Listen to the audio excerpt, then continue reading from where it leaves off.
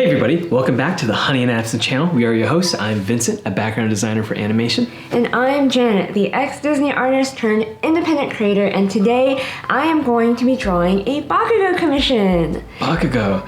How many Bakugos have you drawn by now? Like 3 or 4 or 5, so many.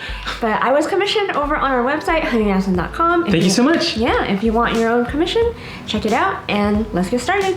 So you usually start with a lay-in, right? Yeah, so I do like a mannequin, is what I call it. And you guys don't normally see that because it's a lot of struggle. It's a lot of getting the drawing wrong and then fixing it. Especially with traditional art, you really have to have a lot of patience to erase if you're not a master. Like, I'm not a master. Like Jim Lee? Yeah. So I wanted to ask you, when we first started doing these TikTok things, you really didn't want to show this phase because you were still working it out. Yeah. You're only kind of comfortable to show everybody sort of like the scrappy drawing and erasing phase, the rough phase, because you've been doing this for almost 3 months now, right? Yeah. One of the reasons why I was at first, I was so rusty after quitting Disney.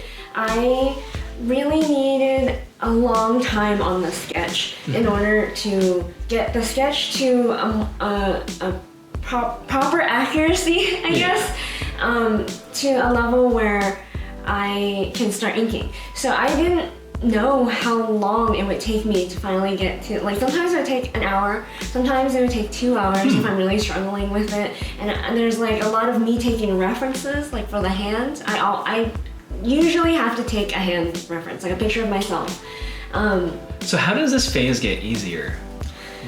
I think part of it, you get used to the dimensions of the commission paper.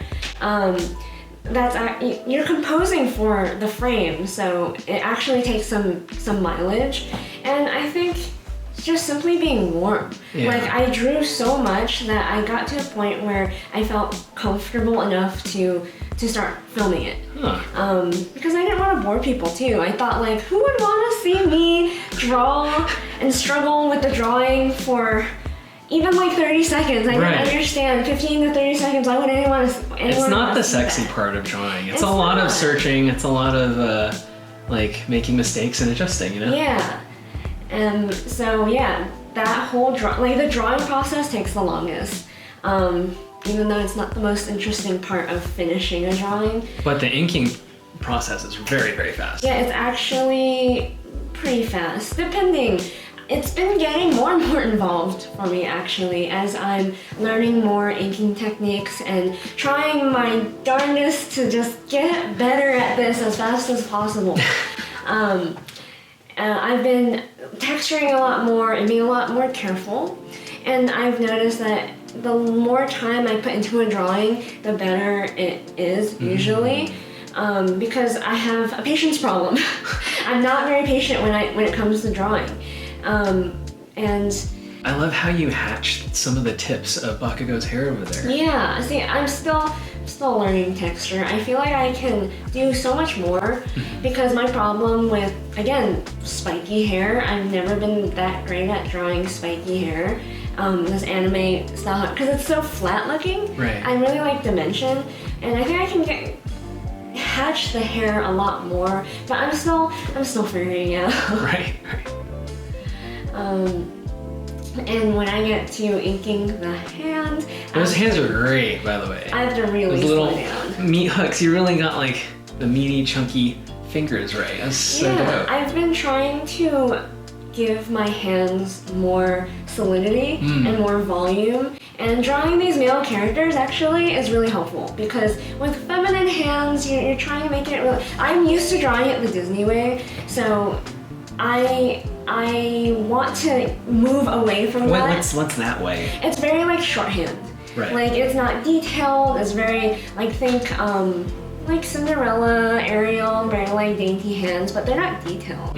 And since now original ink drawings, in order for you to look at it for a really long time, it has to be more detailed.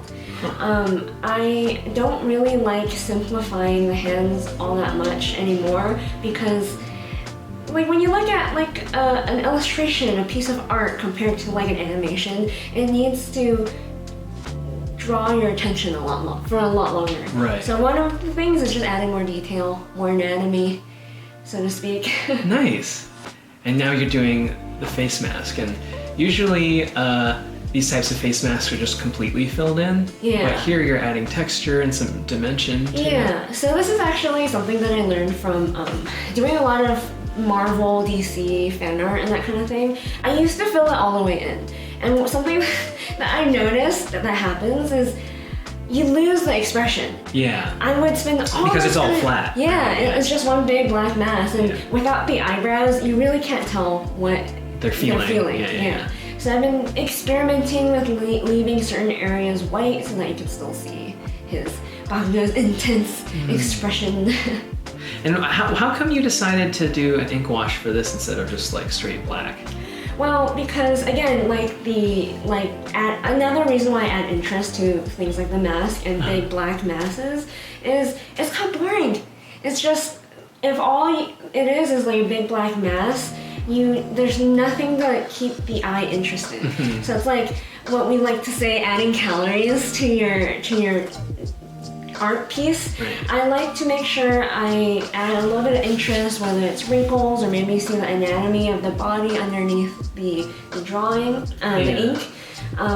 It's something that I think really helps. It's something I learned from looking at a lot of other inkers' ink, and I go, oh, I am doing this not as professional expert level way by just like filling it in.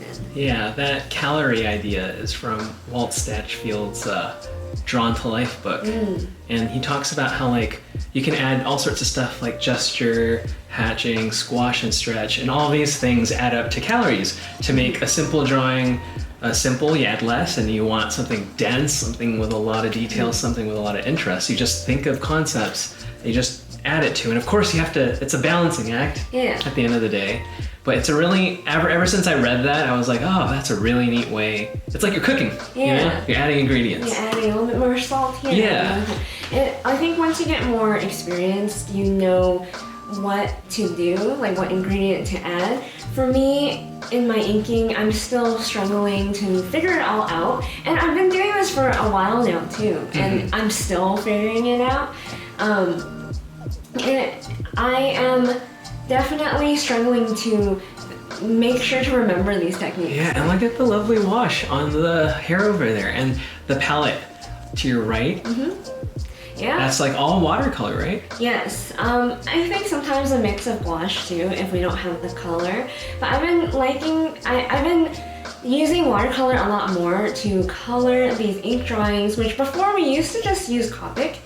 And I am thinking actually of changing the Sumi ink that I use for the line art to a more permanent ink. Okay. Because when you're layering watercolor over it, it doesn't bleed or loosen up when you add water to the line. Yeah. So Sumi ink was great when we're doing a lot of Copic stuff, and I really love the look of Sumi ink. But I might change once. I have a giant bottle at home. I'm sure you guys who are here from TikTok have seen. The blue bottle of Sumi ink. It's huge. Once I run out of that, maybe I'll use some other ink I have laying around. Permanent ink. Yeah.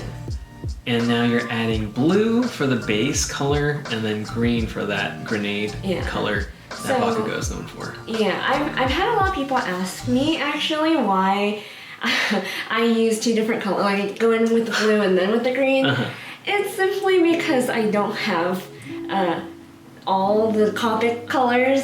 They have a set of like 12? Or less. Less than 12, I think. And I'm mixing. I'm just mixing to get the right green. Because we have like a light green. Well, it just goes to show you don't need the whole set. Yeah. You just know how to mix the colors. And it's helpful for when we go to conventions and we do commissions on site. We don't want to lug around a huge Copic thing. We're already lugging around so much. Ooh, look at the sparkle! Yeah. So here I'm going in with some extra color pencil and white ink. Wow, you're really sculpting that nose. Yeah, it really comes forward in this one, huh? Little highlights on the nose. Yeah. Oh, nice. It's really hard for me to hold back with the white ink. Yeah, and at the end of the day, you're trying to lead the eye with these sparkles, so if you add them everywhere, then your eye is just gonna go everywhere. So you gotta focus, focus. Look at that. Yeah. If you really like that, please do us a favor and flick, touch, and jingle our bells and buttons over there, and leave a comment down below for who you'd like to see Janet draw next. If you want your own commission or merch, I am wearing the Run shirt today. Head over to honeyandabsinthe.com to help support this channel. All the materials that I used in this video will be linked down below, so if you end up buying anything, again, it helps the channel out at no extra cost to you. And follow us on Instagram, TikTok, LinkedIn, wherever you can find us. And don't forget to dare to dream.